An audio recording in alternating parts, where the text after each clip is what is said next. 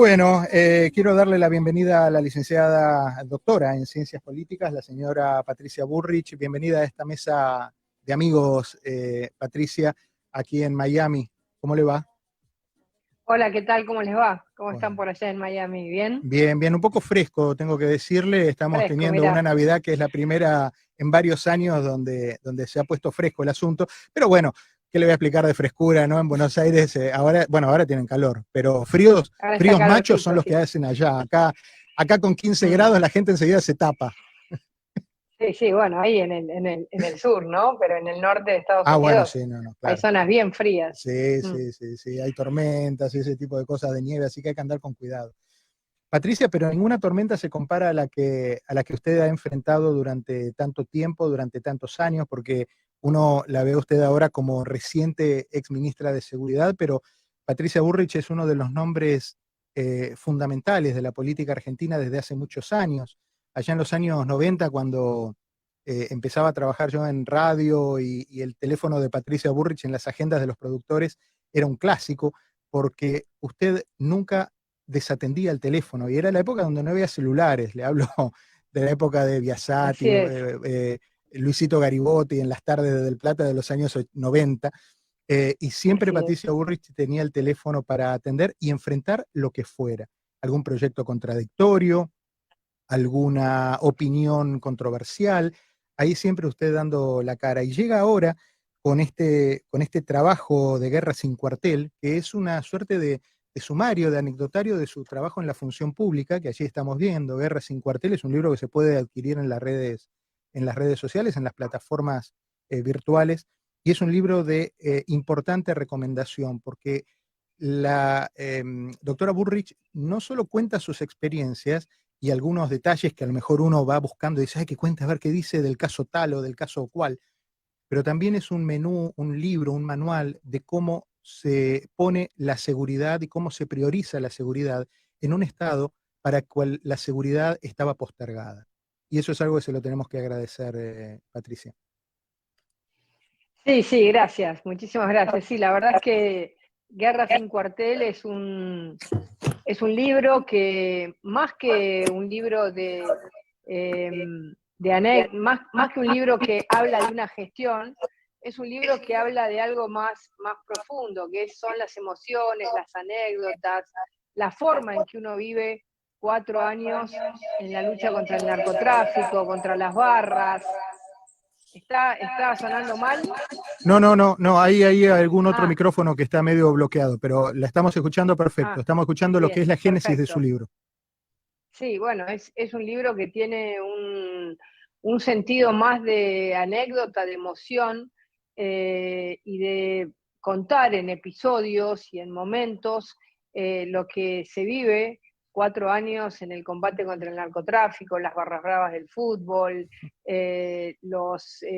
la corrupción en la política y todos aquellos delitos que uno tiene que enfrentar siendo ministra de Seguridad. Así que yo tengo un libro que es un informe de gestión, que está lleno de estadísticas y cuadros, pero este libro que me editó Sudamericana, Random House, es un libro, eh, digamos, para todo el mundo, para que la gente se entretenga y a la vez tome conciencia de lo que es la tarea de un ministerio así, ¿no? Un ministerio caliente, 24/7, 365 días al año, donde uno nunca para, pero que vive situaciones inéditas e irrepetibles, ¿no? Ujú.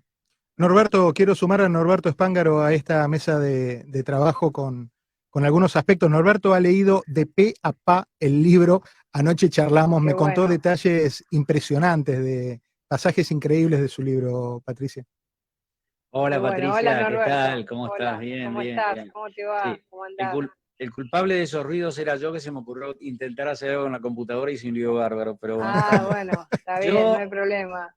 eh, yo diría que es un libro que tiene unos aspectos que quisiera resaltar y que los comentes. La primera es que es un libro de realidad, es contar una historia, casi una biografía de un momento de la vida, pero a su vez describe una ficción que era la Argentina que recibieron.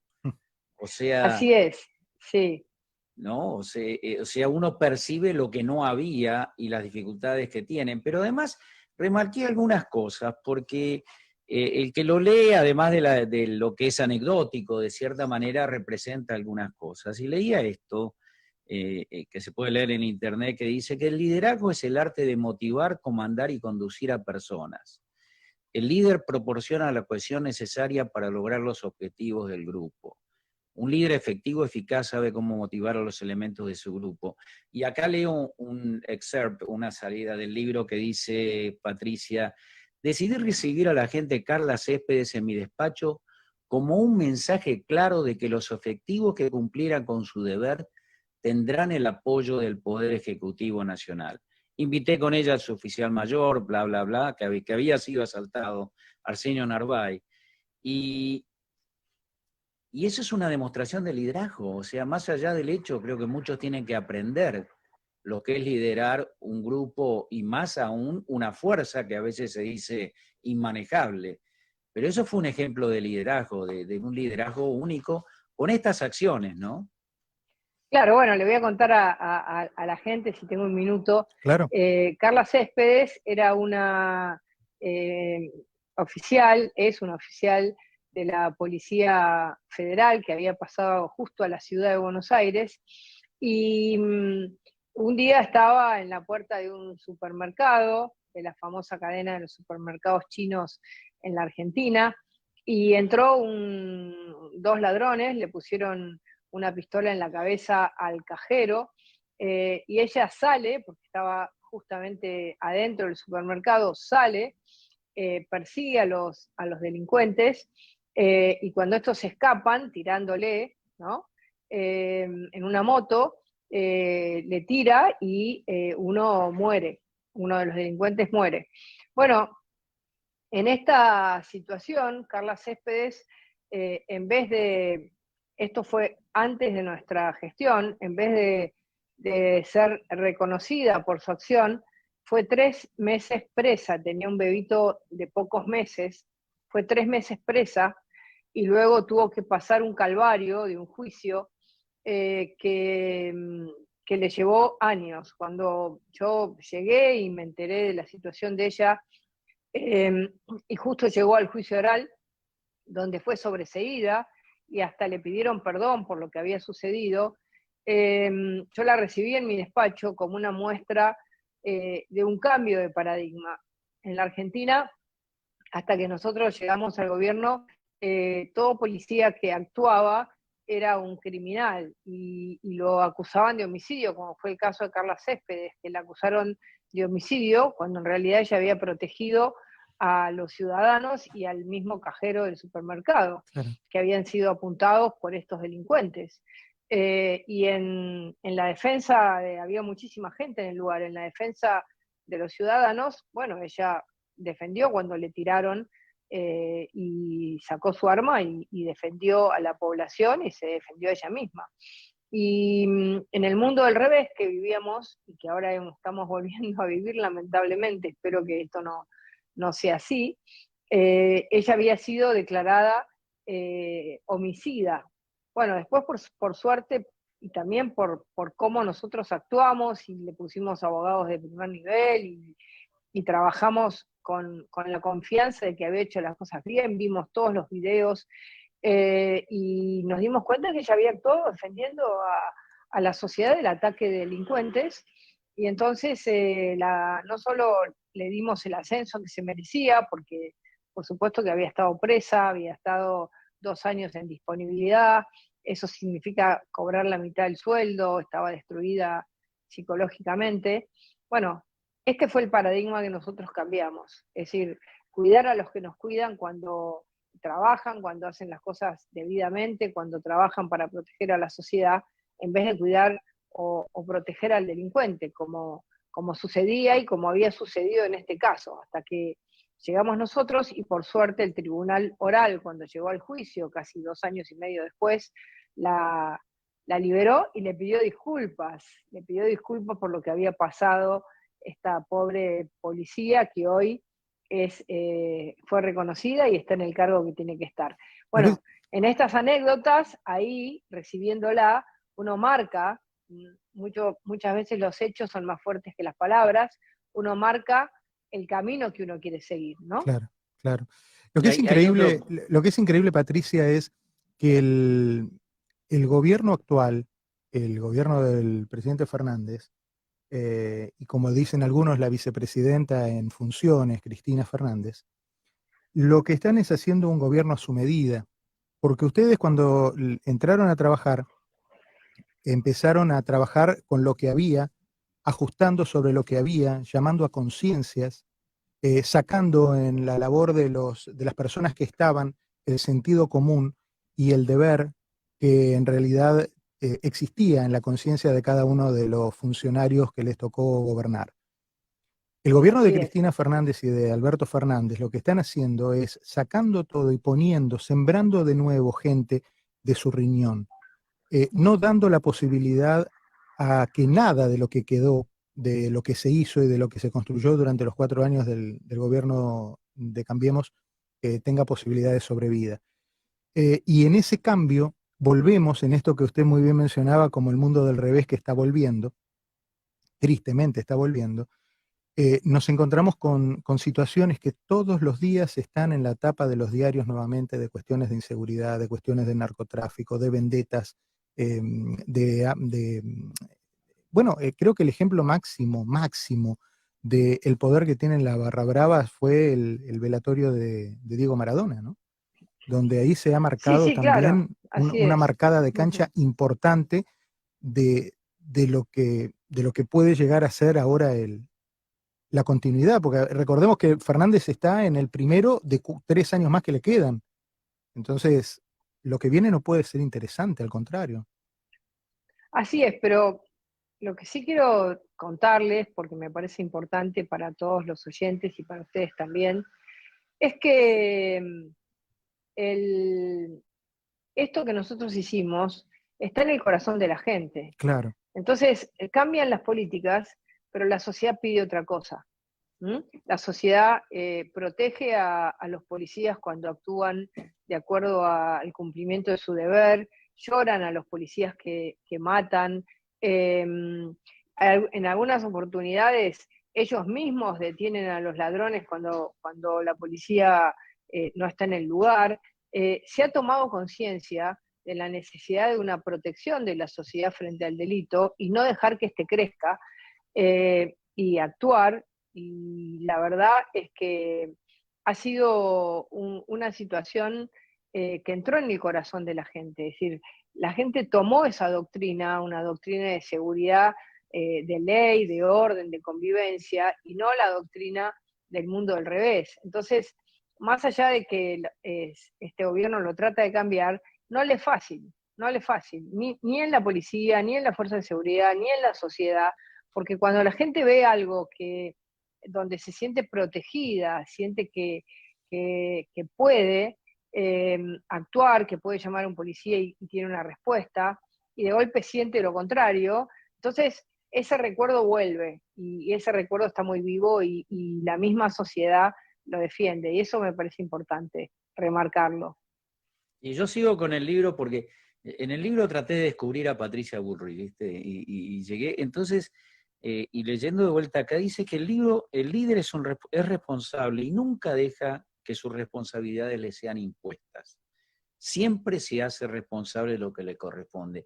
Y aquí voy a una parte del libro donde Patricia describe alguna discrepancia, no un problema, pero una discrepancia con Marcos Peña sobre el rol de jefe de gabinete. Yo he sido chief of staff muchas veces y comparto 100% lo que dice Patricia en el libro, que ella dice, para mí el jefe de gabinete es el jefe de la administración del Estado.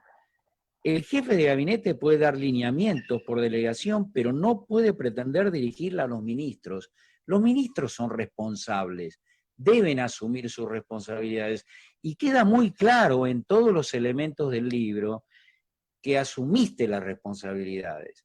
Empezando, Diego, que los primeros 3 meses vuelca un ómnibus de la gendarmería y mueren una cantidad de gendarmes.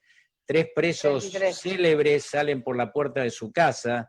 Yo a esa altura ya hubiera perdido el poco pelo que me quedaba, estaba internado con terapia intensiva qué momentos, ¿no, Patricia? Pero tu actitud, tu forma de encararlo, habla mucho de la persona. Sí, la verdad es que eso lo creo firmemente, ¿no? Creo firmemente que cuando un presidente le da la responsabilidad de un área a un ministro, el ministro tiene que estar con toda la fuerza y con toda la decisión, y tiene que saber que tiene 4 años. Y en esos 4 años, que el tiempo vuela, tiene que planificar cómo arranca, qué cambios quiere hacer y qué quiere dejarle a la sociedad, al país, al gobierno, a su gobierno, qué quiere que su gobierno deje como legado. Y entonces, cuando hay muchas interferencias, todos de alguna manera opinan y todos dicen esto sí, esto no, esto sí, esto no. Finalmente, cuando uno mira, dice, ¿cuánto tiempo voy a perder para empezar a hacer los cambios que tengo que hacer Claro. para cambiar un paradigma que a la Argentina, el paradigma Zaffaroni, le había hecho muy mal? Entonces uno dice, bueno, yo asumo mi responsabilidad a pleno, con todo, ¿no? Como decimos, con el inventario de lo bueno y lo malo que no le puede pasar, pero hay que asumirlo porque así se producen los cambios. Si no, yo siempre digo que el gran riesgo que tuvimos nosotros es sigamos y no cambiemos, ¿no? Cambiemos fue nuestro lema y por lo menos yo traté en el área que a mí me tocó de cambiar y ir a lo que nuestro electorado y la población en general quería. Seguridad, sentirse seguro, que el narcotráfico no te dominaba los barrios, que tenías menos delito, que había menos homicidios, y no ser sigamos, que es seguir por la misma línea y a los 4 años mirás para atrás y todo está igual. Así que yo puedo decir que en nuestra área no todo quedó igual. Las cosas buenas, por supuesto, uno las sigue, las instituciones tienen historia, uno no nace cada vez que llega un gobierno, pero sí uno le da la impronta, y la impronta del cambio nosotros se la dimos con esa firmeza, con esa decisión, con ese liderazgo que creo que asumimos en esta gestión. Quiero señalar un minutito, hacer un paréntesis, cuando la señora Patricia Bullrich habla del paradigma Zaffaroni, se refiere a un juez que Zafarrancho se llama el capítulo. Zafarrancho, el capítulo. Hace referencia a Zaffaroni. Zaffaroni es un juez considerado garantista, un hombre que permanentemente pone la carga de la prueba en el sistema y no en la persona que ha que ha cometido el delito. Entonces, eso hace, y Patricia ha formado parte de un gobierno que tuvo que terminar con las comisarías de puerta giratoria, que es una imagen tremenda, que la comisaría de puerta giratoria, ustedes saben lo que es una puerta giratoria, pero en una comisaría no es lógico que eso suceda. Esto es, el delincuente entra y por la misma sale.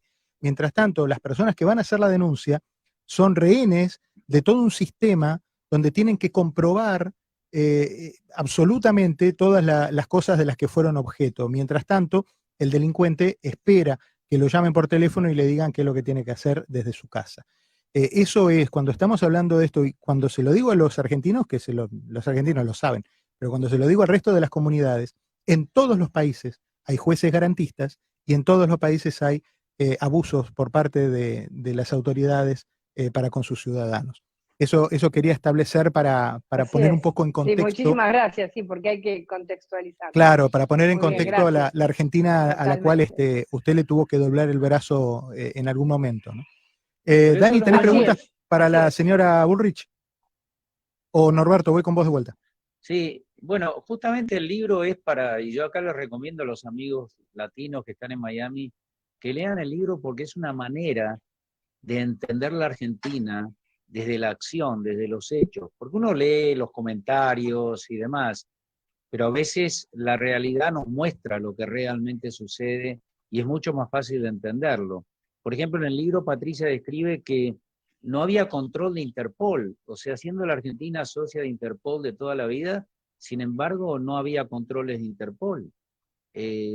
No había protocolos de seguridad, creo que menciona, y acá yo tenía otro punto, qué importante que es entender las causas de los problemas y no buscar la solución política del problema. Y ahí saco una parte del libro que dice, antes de sacar una resolución, conversé con jueces de la Corte Suprema quienes me alertaron sobre la falta de un protocolo claro que hiciera comprensible el momento en que los agentes puedan actuar con sus armas. O sea, fue a la causa, resolvió la base y ahora se podía actuar dentro de un marco legal. Me pareció la forma de trabajar. Yo soy muy crítico del Estado, yo quiero un Estado chiquito, no me gusta el Estado grande, pero en seguridad ciertamente el Estado tiene un rol muy, muy importante. Y me pareció excelente la forma de encararlo. O sea, si yo estuviera trabajando todavía, la contrataría a Patricia, la mandaría a manejar las zonas más complejas que habría en el mundo, porque esta es la manera de hacerlo, y eso sale en el libro muy claramente en las acciones que se fueron tomando, ¿no? Sí, sí, la verdad es que estas dos partes que vos comentás, Norberto, la primera en relación, bueno, lo que comentás de la Corte Suprema de Justicia es algo que para nosotros era muy importante porque nos dimos cuenta que cada juez interpretaba la ley como de una manera muy distinta. Entonces vos tenías un policía que había actuado de acuerdo al cumplimiento de su deber y que le ponían homicidio, al otro le ponían homicidio culposo, al otro legítima defensa. Y entonces lo que terminaba era resultando que el servicio de seguridad era un servicio de seguridad totalmente, digamos, disminuido, porque cuando un policía está frente a un delincuente y antes de actuar piensa qué le va a pasar a él, o lo matan o termina actuando mal, porque tiene inseguridad. Imagínate, quien debe cuidar por la seguridad tiene inseguridad sobre lo que le puede pasar en su acción. Entonces, ahí es donde nosotros discutimos con la Corte Suprema, le dijimos, escúchenos, ayúdennos, nosotros sabemos que ustedes finalmente son los últimos que interpretan la ley, pero ayúdennos a pensar esto, porque no puede ser que esto pase en la Argentina. Bueno, nos ayudaron a pensar, nos dijeron, hagan un protocolo muy concreto, muy correcto. Nosotros trabajamos mucho con los canadienses, que nos ayudaron muchísimo a pensar ese protocolo, con muchos países, pero los canadienses fueron los que más tips concretos nos dieron.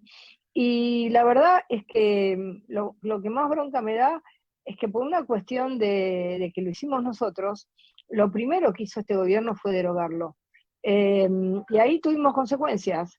Policías que no se animaron a sacar el arma en el momento concreto que lo tenían que sacar y terminaron muertos, como fue el caso del policía Roldán, que lo mataron en frente del Museo del Malva, una persona, digamos, con problemas psiquiátricos que estaba con un cuchillo. Entonces, ahí uno ve las consecuencias, ¿no? De cómo de golpe las decisiones que uno toma, que las toma hablando, entendiendo por qué pasan las cosas que pasan en la Argentina, y ahí uno se da cuenta que, fíjate, ¿no? Vos decís, yo quiero un Estado chico.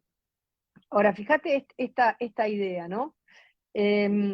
Si los ciudadanos pagamos nuestros impuestos, con esos impuestos le pagamos un sueldo al policía o al gendarme, y con eso nosotros la dotamos de un arma, porque en la Argentina hay monopolio de la fuerza.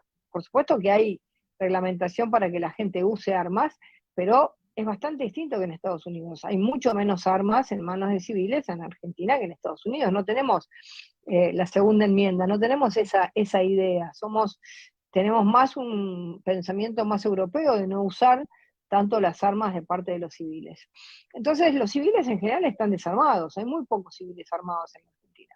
Entonces, el arma es casi monopólica de la fuerza de seguridad. Entonces, vos le das un arma, le pagás un sueldo, lo dotás de un poder que es el poder o el monopolio de la fuerza. Y después cuando actúa le decís, no, pero usted no tiene que actuar. Entonces es como un poquito Sí, claro. lo que pasaba en la Argentina y lo que está queriendo volver a pasar, que hay mucha reacción en contra de eso y por suerte nuestra doctrina es una doctrina que ha penetrado profundamente en el sentir de los argentinos. Cada una de sus páginas de su libro y cada una de sus palabras hablan a las claras de una sociedad que tiene que no solo parecer segura, sino estar segura. Entonces, Totalmente. la pregunta, Patricia, es, ¿y ahora qué? Bueno, a ver, nosotros como oposición que somos, yo soy presidenta del PRO, estamos trabajando en los lugares donde somos gobierno y también manteniendo una idea, una doctrina, discutiéndola. Y creo que el gobierno en este sentido ha querido avanzar en una doctrina, de nuevo el zafarrancho de Zaffaroni, como describíamos recién, que garantías todo el mundo quiere, pero esta es una doctrina abolicionista, es decir, eh, siempre el responsable es el policía y siempre la víctima es el delincuente. Por eso yo digo que es el mundo del revés. Claro. Y nosotros estamos trabajando para revertir esto, discutimos cada tema y así hemos logrado muchas cosas este año, que todavía quedan algunos días de este año 2020, que fue un año durísimo acá en la Argentina, en todo el mundo, pero acá especialmente duro. Y durísimo porque tuvimos muchísimos casos en situaciones límites y tomas de tierras y tomas de donde presos liberados, 4.000 presos liberados con causas gravísimas. Y bueno, y en todos el gobierno ha tenido que dar marcha atrás porque se dio cuenta que no tenía ni siquiera el apoyo de sus propios votantes. No había transversalidad en un pensamiento de que se quería más una seguridad de orden, ley, convivencia, como la que nosotros habíamos llevado adelante, y no la seguridad del vale todo, ¿no? Que es inseguridad, en definitiva, ¿no? Yo tengo dos cositas que no quiero dejar de pasar porque me gustaría seguir hablando del libro del primero al último, pero tengo que confesar que terminé una noche y esa noche dormí muy mal. Porque el último capítulo, uno de los últimos capítulos del libro fue todo el proceso enorme, complejo del G20, que salió impecable. Hasta tuvieron que enfrentar un terremoto, cosa que en Buenos Aires no existiría, ¿no? Así es. Pero después pensé en el velatorio de Maradona y dije, ¿cómo nos hemos caído? Me dio una tristeza, una mezcla de bronca, porque no puedo entenderlo. No puedo entender cómo un país elige un destino tan diferente. Pero bueno, hay que pelearlo para adelante. Y aquí una pregunta que a veces nos hacemos acá con los amigos venezolanos, colombianos, pero más que nada los venezolanos nos preguntan, Patricia, y te voy a pasar la pregunta, ¿ustedes son conscientes que lo que está pasando en la Argentina ahora es lo que nos pasó en Venezuela y que nosotros no creíamos que iba a suceder como sucedió? ¿Cómo lo ves? ¿Qué le decimos? Bueno, primero decirte que lo de Maradona fue una vergüenza. Todos los barras bravas que nosotros perseguimos, y ahí hay un capítulo donde lo contamos, que se llama El secreto de sus ojos, por la película de Campanella. Sí. Nosotros contamos que los perseguimos en todos los países, en el Mundial de Rusia, cuando fueron a Colombia, cuando fueron a Paraguay, cuando fueron a Brasil, y nunca un barra brava entró a un partido de fútbol durante nuestra gestión. Y no tuvimos, por suerte, ningún caso de muerte, que acá era común que todos los años estuvieran las cifras de los muertos en los estadios de fútbol. Y cuando el otro día yo vi a la hinchada, a la barra brava de Boca, estar manejando como si fueran policías el velorio de Maradona, me dio realmente mucha bronca, más que lástima, me dio bronca, porque digo, ¿cómo puede ser que no entiendan que no puede la barra brava, y que después entraron a la Casa de Gobierno, destruyeron la Casa de Gobierno, rompieron la estatua de Irigoyen, entraron sin camiseta como si fuera, no sé, un estadio de fútbol, y la verdad que es una vergüenza para el mundo, porque además el velorio de Maradona lo estaba mirando el mundo. Y esa es la imagen y el tipo de política que no queremos en la Argentina y que la vamos a combatir y que bueno, estamos firmes para que eso, cada vez que pasa, nosotros salimos con toda la fuerza. Yo a las 2 de la, viste que cuando pasan cosas así, uno se queda mirando la tele, ¿no? Como, no sé, cuando fue el Sí, 11S, el entierro el velorio de Maradona, que uno veía el gol una vez, dos veces, y eso era hipnótico. lindo ver el gol, y de golpe dejaste de ver el gol y yo vi a las 2 de la mañana, cuando entró el jefe de la barra brava de Boca a la casa de gobierno en Bermudas, dije, mañana tenemos un mal día. Y es así, no les puedes dar a estos violentos esas posibilidades porque vuelven a hacer exactamente lo mismo que hicieron 20 veces. Se llama Patricia Bullrich, es una política de raza, es una mujer de una profunda convicción democrática, es una mujer que ha desempeñado muy bien su función pública como diputada cuando le tocó, lo hizo como ministra de Trabajo cuando también le tocó, como ministra de Seguridad en el gobierno de Macri que señalábamos recién, pero fundamentalmente es una de esas personas que uno se queda escuchándola hablar y aprende y saca apuntes y todos están apoyados en la lógica del país que uno quiere para sí, en la lógica del país que uno quiere para sus hijos y en la lógica del país del que uno nunca hubiera querido irse. Y hoy uno ve a la vuelta de los años que Seiza vuelve a ser una opción muy lamentable porque pierden todos.